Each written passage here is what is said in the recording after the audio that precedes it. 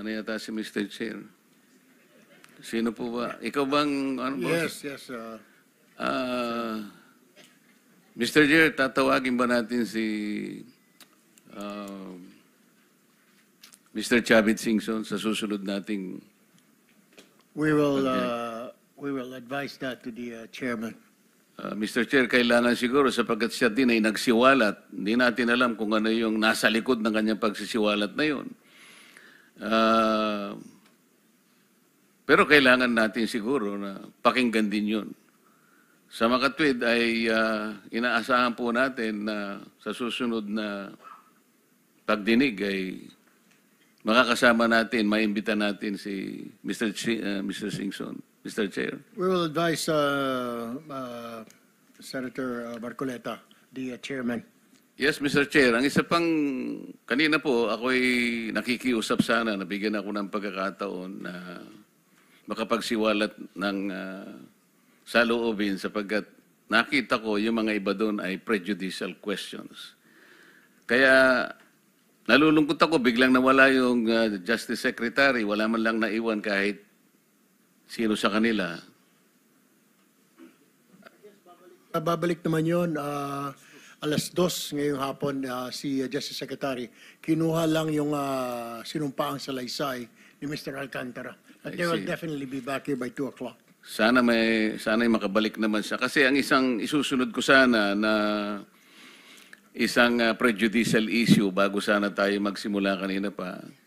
Nauna po kasi ay biglang nabanggit po yung tinatawag na legislative immunity. Na si Bryce Hernandez nga ay, di ba Bryce, nag-request ka pa nga ng legislative immunity? Opo, Your Honor. At ginrant pa nga eh. Ayoko po sanang banggitin o sansalain ang ating Senate President nung nakaraang pagdinig at ating chairman tungkol sa bagay nito.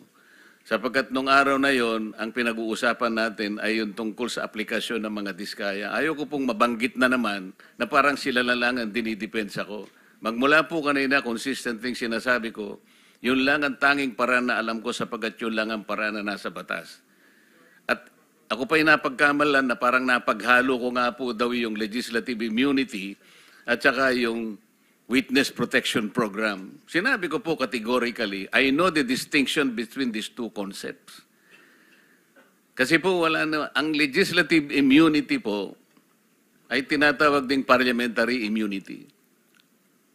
Sa akin pong maliit na kaalaman bilang isang abogado, ang parliamentary or legislative immunity applicable lamang po sa mga mambabatas. Kami po, mga senador, mga congressmen. Hindi po applicable sa inyo na mga witnesses. Baka naipagkamali po kasi yung konsepto ng testimonial immunity. Na sa ibang bansa po ginagawa, yung iba.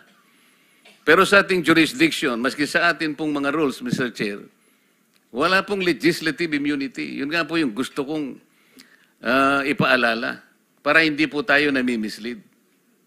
Kasi kamukha na si Bryce. Naniwala si Bryce eh.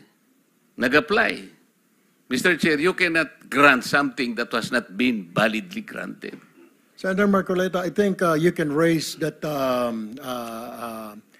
opinion or idea later when Senator Soto will be here and the chairman, Senator Lacson. I believe they can properly answer your queries. Thank you. I will do that. And the other issue, I think I will have to bring this in the Senate floor this afternoon, Mr. Chair.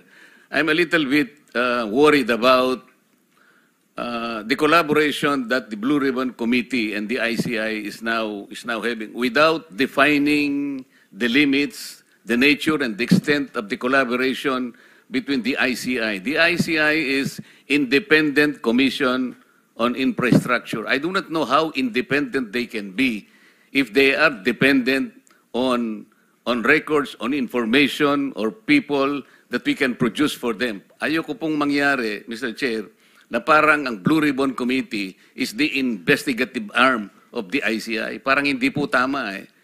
we're supposed to be on the lookout. Meron po tayong doktrina on separation of powers. Meron po tayong institutional boundaries.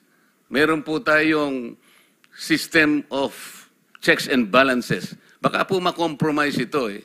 Kaya po gusto kong i-discuss natin in the Senate Hall, not in this committee, kung paano po ang relasyon. Sapagkat yung pong ICI, binasa ko po yung kanilang powers, parang kailangan, gusto nilang makipag-coordinate sa lahat ng, pwede silang kumuha ng impormasyon sa Korte, sa Senado, sa House of Representatives, sa Sandigan Bayan.